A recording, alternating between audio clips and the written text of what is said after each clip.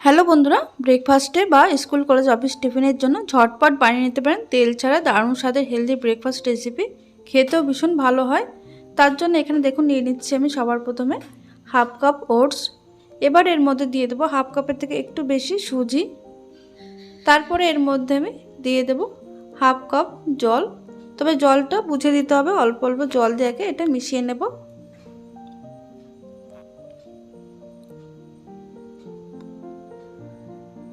এখানে কিন্তু একবারে জল একদমই দেবেন না,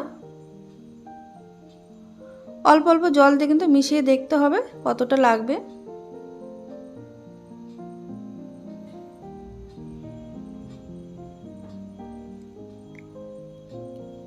এখানে দেখুন হাফ কাপের থেকে একটু কম আমি জল দিয়ে ভালো করে মিশিয়ে নিয়েছি।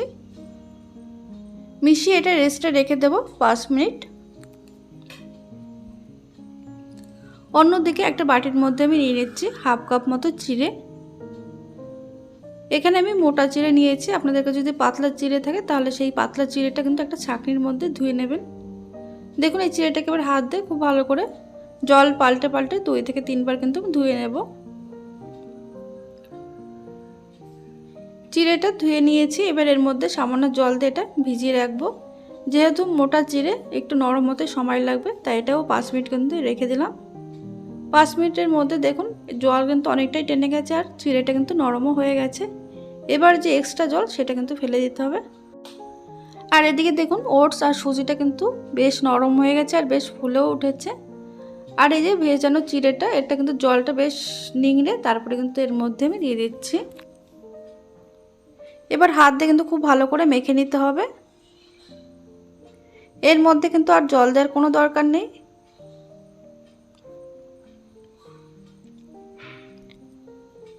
এটা যদি একটু বেশি নরম মনে হয় তাহলে কিন্তু এর মধ্যে সামান্য একটু সুজিও মিশিয়ে নিতে পারেন। এবার মেখে নেওয়ার পর দেখুন এর মধ্যে দিয়ে দিচ্ছি স্বাদের জন্য নুন, দিয়ে দিচ্ছি সামান্য চিনি, তারপরে দিয়ে দেবো হাফ চা চামচ মতো চিলি ফ্লেক্স, দিয়ে দিচ্ছি খানিকটা ধনেপাতা কুচি। এবার সব কিছু খুব ভালো করে মিশিয়ে নিতে হবে।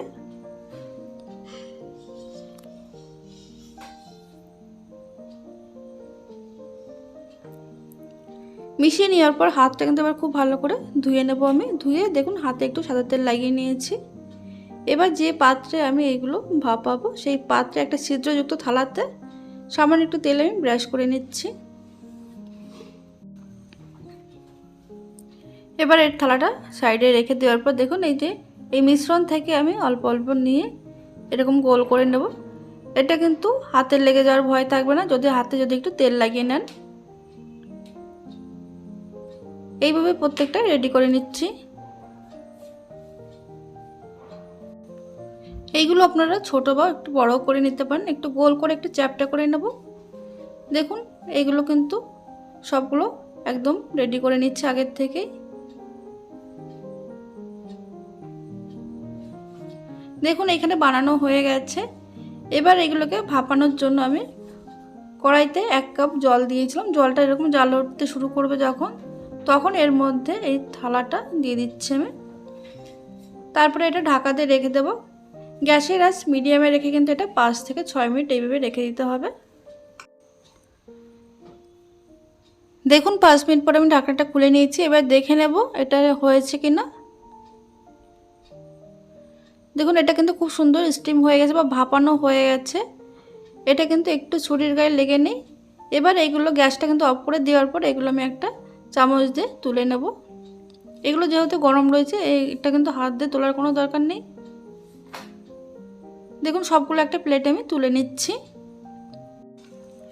এবার এগুলোকে একটু টেস্টি করার জন্য এর মধ্যে আমি হাফ চামচের একটু কম তেল দিয়েছি।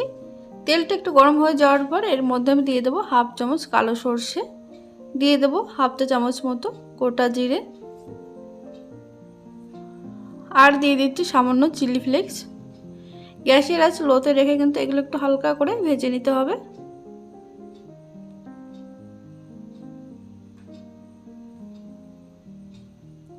তবে লো আঁচেই ভাজবেন, দেখবেন মশলাগুলো যেন পুড়ে না যায়।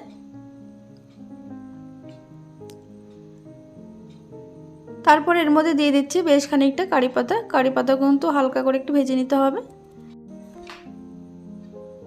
তারপরে এগুলো আমি দিয়ে দিচ্ছি এর মধ্যে।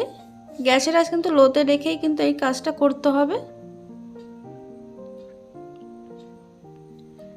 দেখুন এইভাবে একটু মিশিয়ে নেব। মিশিয়ে নেওয়ার পর এই যে এগুলো এবার উল্টে পাল্টে দিতে হবে। উল্টে পাল্টে 20 থেকে 30 সেকেন্ড কিন্তু রাখলে কিন্তু একদম রেডি হয়ে যাবে। এবার উপর থেকে দিয়ে দিচ্ছি আর একটু সামান্য পরিমাণে ধনেপাতা কুচি, দিয়ে দিলাম সামান্য একটু নুন, আর দিয়ে দিচ্ছি সামান্য চাট মশলা। এতে করে বেশ টেস্টি হবে খেতে। এটা কিন্তু টমেটো কেচাপ হোক বা যে কোনো আচারের সঙ্গে আপনারা খেতে পারেন, অসাধারণ খেতে হয়।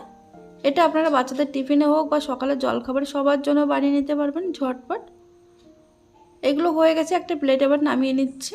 এবার এটা আমি একটা টমেটো কেচাপের সঙ্গে পরিবেশন করব। এটা কিন্তু ভীষণ সফট হয়েছিল আর খেতে কিন্তু অসাধারণ হয়েছিল। তাহলে বন্ধুরা, ভিডিওটি ভালো লাগলে লাইক কমেন্ট শেয়ার করতে ভুলবেন না, আর চ্যানেলটিকে সাবস্ক্রাইব করে পাশে থাকবেন। ধন্যবাদ।